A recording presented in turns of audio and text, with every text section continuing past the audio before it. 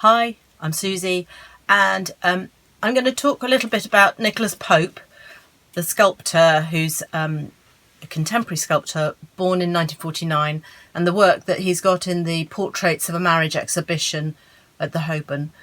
He developed this body of work which was looking at his relationship with his wife and the emotional relationship between them.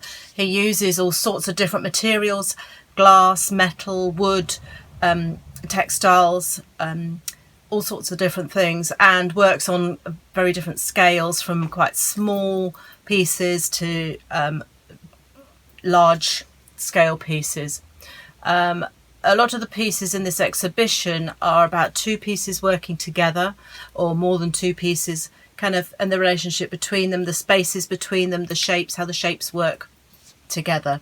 And I wanted to use that kind of idea of how we our relationships are with each other, but using different types of objects, and how the textures of those objects make a difference, how we express how we feel, how we can express how we feel through the textures and the shapes and the way that two objects work together.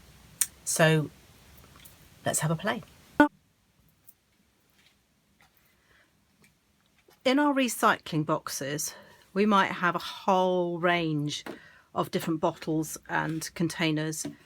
This one is from a washing machine liquid, a smoothie bottle, a water bottle, an oil bottle that the oil dispenser's gone into, ketchup bottle, and a milk bottle. A lot of plastic generally in our recycling boxes, but glass as well. I've also got things like this beautiful brandy bottle, and this whiskey bottle, which is lovely triangular shape to it. And I'm looking at all those shapes and thinking, what do they convey to me? What do they convey? I love this, the hole in this with the little dotty texture. Now this makes me think of sort of some kind of protection, like you see studs on a leather jacket, that kind of thing. So what I've done with this one is actually put drawing pins into it to change the bottle completely. So it now has a different feel to it. And I look at these different bottles and think how I can use different materials to change them and to create and evoke different textures and emotions using those textures. I've got a selection of bits and pieces here that I've found. I've got emulsion tester pots of different colours that you might have in the house. I've got rather a lot of drawing pins there that I've collected. A pile of buttons. A lot of people have a button tin, don't they?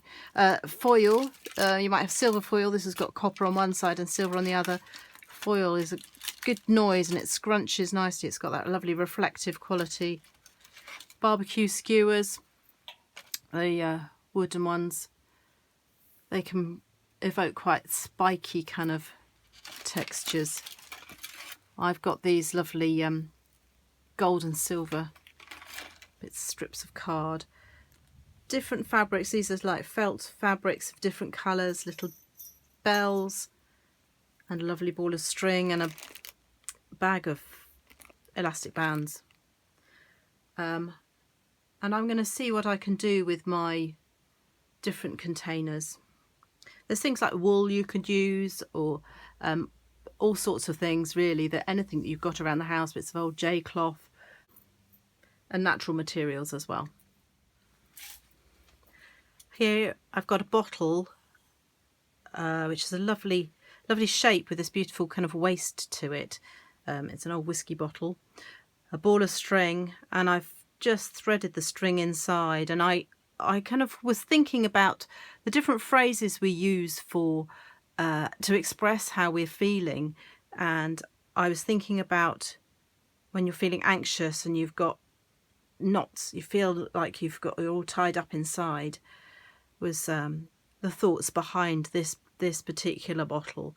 And art doesn't have to be representational. It's about how we interpret the world and interpreting our feelings through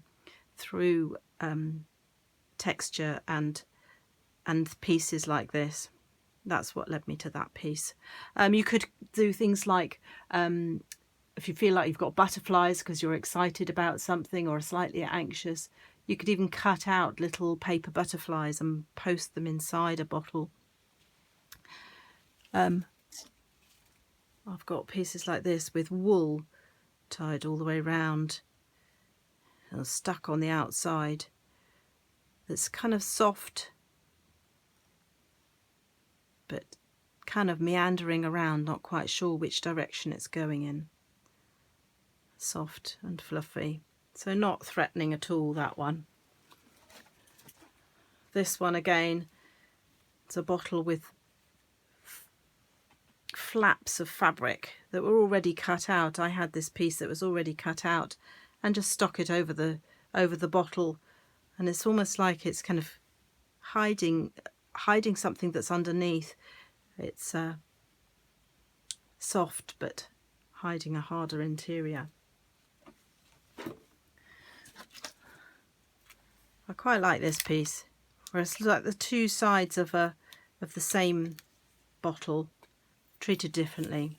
This one's the shiny, bright, scrunched foil exterior, and this one's a slightly see-through, again shiny, very colourful side. So a colourful side and maybe a harder exterior as well. We have different sides to our personalities, so maybe that's expressing those. And these two pieces kind of go together, both done with water bottles with a tester pot of emulsion and then some food packaging painted on the top. But because they're going in different directions, they kind of fit together. They're almost like bird shapes. They kind of work well together. So they're almost like two figures, two people, two personalities together. This one's got little bits of colour from the elastic bands, and this one's very plain.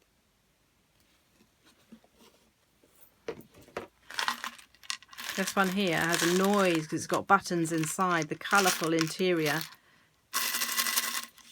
and soft bits, and then the completely kind of spiky grass, dried grass on the outside that's kind of a bit wild and spiky, but a softer bit underneath. So again, expressing two kinds of emotions in one, or maybe three even, with the interior as well. And there's some of my examples. So I hope that's inspiring you to think about the phrases that we use to express emotions, and the materials that you might use can be absolutely anything. And I've chosen to use bottles because they're a vessel, and we hold our emotions inside. Sometimes we express them openly, and I thought a bottle was a good way to do that. Okay, good luck and have fun.